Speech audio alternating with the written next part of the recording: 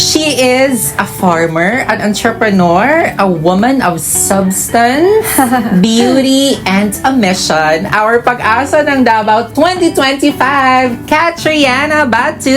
Hi everyone! Ken, thank you so much for having me. No, thank you, Kat. I'm so for excited. This. Mutya was your first ever pageant. Yeah, my So first what ever pageant. inspired you, Kat, to say yes to joining Mutya this year? 2 years ago pa lang, I was already being invited to join Mutya. But at the time, parang fresh grad pa ako from college, and then I always knew na Mutya ng Dabaw, if you're joining Mutya and you become a queen, you're really gonna be in service of Dabaw. So parang at the time, I didn't know my why yet. I felt like personally, I should genuinely know what my worth is to Dabaw before I join anything. Fast forward to this year, I felt like, okay, this is the right time because I've already established my advocacy. I manage our farm. I'm a proud farmer. I spend so much time in nature and advocating about farming and agriculture and sustainability. I own a jewelry business, a sustainable one, and so I'm also advocating on how businesses can be sustainable as well. So that's something that I really wanted to push out rin talaga. Despite not having any experience, because I genuinely knew why I wanted to join, and so parang everything is history from there. Yes. So very inspiring, right? Because siguro for some girls, ang preparation are more focused on their pasarela, on their like siguro physical Well, feature. I still did that naman. I still did that. But Yeah. you found your core first, your Yeah, purpose yeah. of joining before you said yes. So what did you discover about yourself, Kat? Before joining Mutya, I've already been very used to speaking in front of the camera.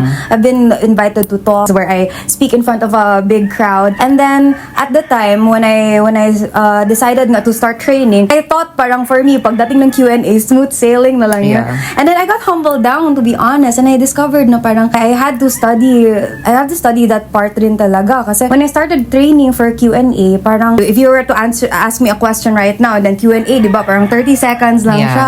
Tapos parang hindi ko alam anong sagutin nung umpisa when I started training. Parang kala ko kaya ko na to, but it's different pala, 30 seconds. You have Q&A, you have to practice your brain answering in just 30 seconds and choosing what to say, how do you start it, how do you end it. And especially when nung tinabi na ako dun sa mga beauty queens na ang dami na nilang experience, hindi talaga ako nag-relax. I really had that grit na parang, okay, this is my goal. Ito na, parang I decided to join here. Like, there's no turning back. Like, hindi ako pwede magkumpiyansa. But did you expected a higher placement? Of course, I feel like everyone naman wanted to like be the Mutya ng Dabaw. Pero for me, I was just really grateful na I was able to, be part of the top 5 as a first timer, no? Kahit pa 5th place ako, or even maybe, I would still be grateful siguro kahit top 10 lang. Pero of course, now that I'm part of that, I was able to be part of the top 5. I am super grateful. The simplest project first that I wanted to propose to them, which I'm already working on, is food security and growing our own food at home. My advocacy came from my love of farming,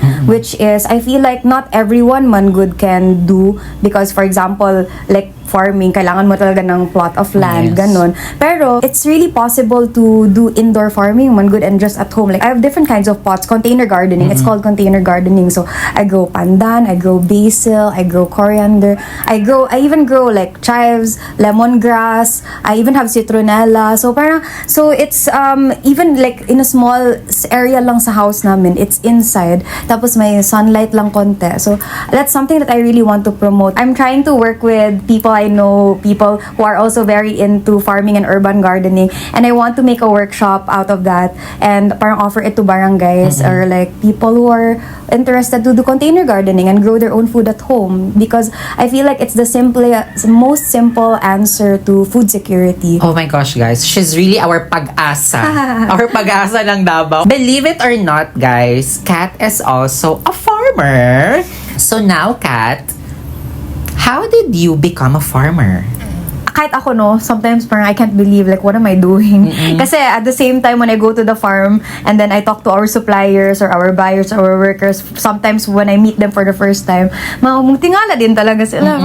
Anong ginagawa mo dito, right? When I join groups, when I join conventions, when I join workshops on farming, I'm always the youngest. The sad part of our agriculture industry, and like the youth, they're not really into farming na talaga. That's why I want to advocate on the youth getting into farming. Growing up, I would always go to the farm.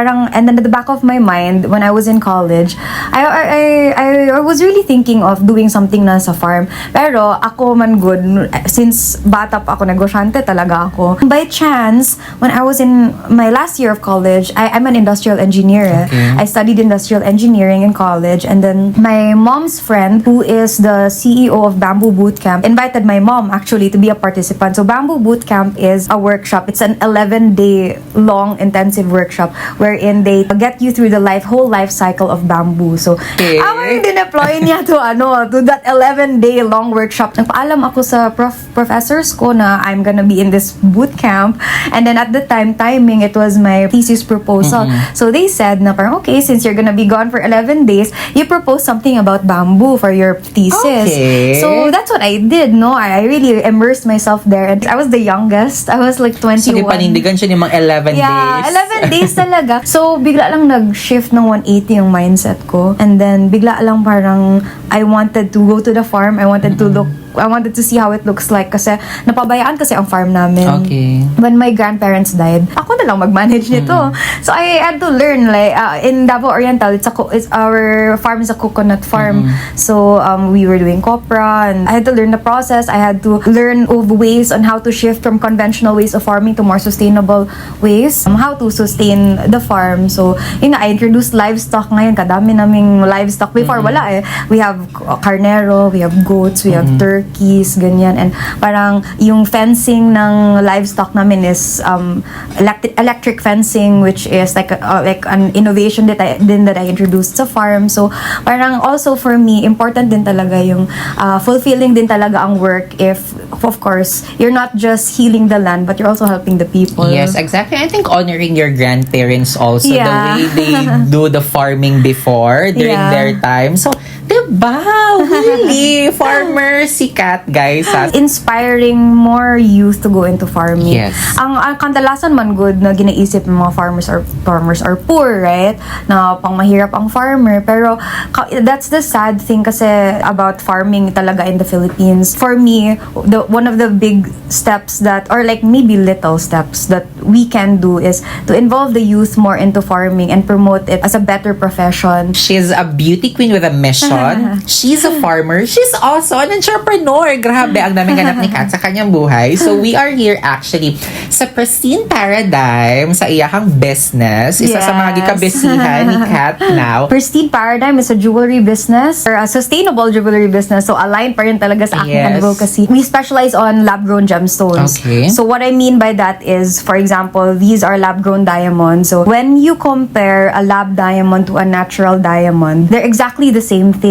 And I say that because they're both made of pure carbon. So when a natural diamond is mined underneath the earth and formed underneath the earth, it's made of a combination of heat, carbon, and pressure. And so right now, because of like innovation and modern technology, scientists are able to grow diamonds or gems in general in a lab already, replicating the exact same environment from which they grow underneath the earth. So a lab diamond is exactly the same as a natural diamond, physically, optically, and chemically, except it's not natural, it's not mined. So the value isn't different. The environmental impact is not the same also. For example, because you're only growing it in a lab. Unlike when you're mining a diamond, there's like so many habitat destruction, no, environmental degradation that's happening. So it's really also the practical choice. Paunsa ka, nasulod po sa jewelry business.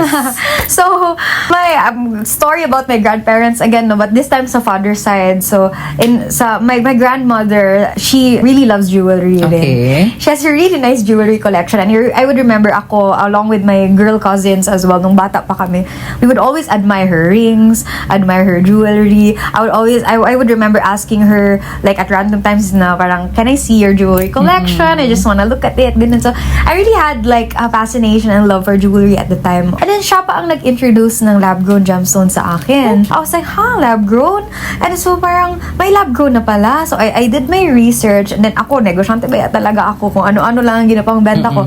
I did my research, and then for me, it was like a light bulb moment. Parang, okay, lab-grown gemstones exist. They're exactly the same thing as natural gemstones. They're cheaper, they're environmental, they're sustainable. So parang it combined my love for jewelry with my love for the environment, and parang the rest is history from there. I went on with just working and believing believing in what I'm doing because I love what I'm doing. Parang I believe in the business. I believe in the concept. I believe that this is not just a normal business. It's something much more. Our tagline is where sustainability meets luxury. We want to show na lab gemstones or jewelry can be sustainable and luxurious at the same time. So, syempre, dapat ang packaging namin maganda pa rin. Di ba? Unboxing. And may yung gusto ng mga tao. So, I thought of just doing a ribbon na nandito logo namin. And then, ang hard box is na lang logo because I want our customers to reuse it. So, this is the ring box. Removable to. So, magamit talaga siya. Ako, this is what I use in my room. Dito ko ginalagay mga perfume ko, mga skincare ko. So, I really designed it in a way na matanggal ito. So, para magamit talaga yung box. Not just that, this is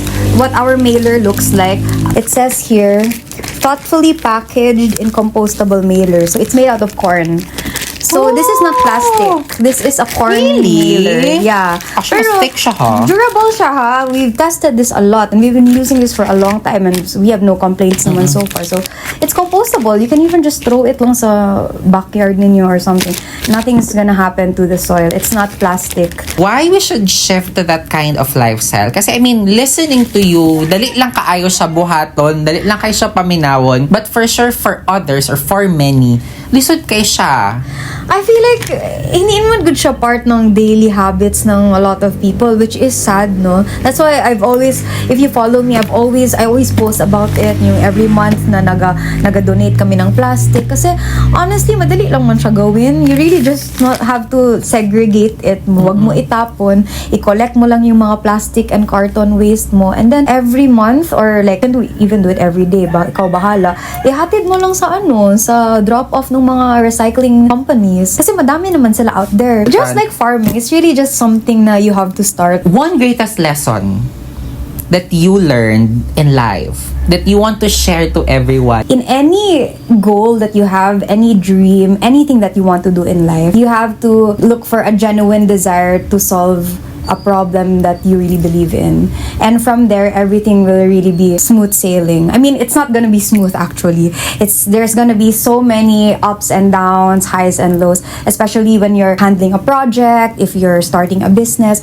But as long as you genuinely believe in this concept, in this problem that you wanna solve, all the sleepless nights, all the tears, all the hard times are really gonna be worth it. 5 years from now, where do you see yourself? 5 years from now, I envision fully living na dyan in our farm. Be a farm vlogger. A day in my life at the farm. Or like, what am I gonna harvest for today? Parang ganun. That's what I really wanna do. I really wanna share more of farm life to people. So, 5 years from now, hopefully, I'm living na sa farm. I'm able to manage my businesses from there. And balik-balik na lang sa city.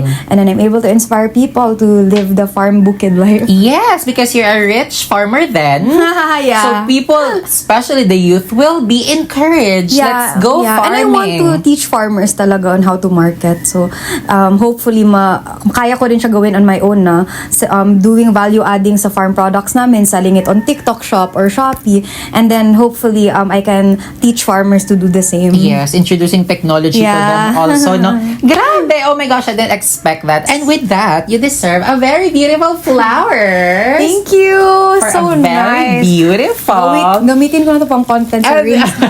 And Busy Queen, thank you very much, Kat. Thank you to so become much, an Kenn. inspiration to many. Wala ka nagkamali when I see you as one of the queens gid na magmark siya, magtatak siya, because more than really being beautiful, you are very true, staying true and living your purpose. So continue doing that because you are inspiring so many people, especially the younger generation. Yeah, thank you so much. Kat. Nice to meet you. Thank you, and I hope to be back here again. Yes. At Kenntuhan. Yes. In the farm na. In the farm. Sige.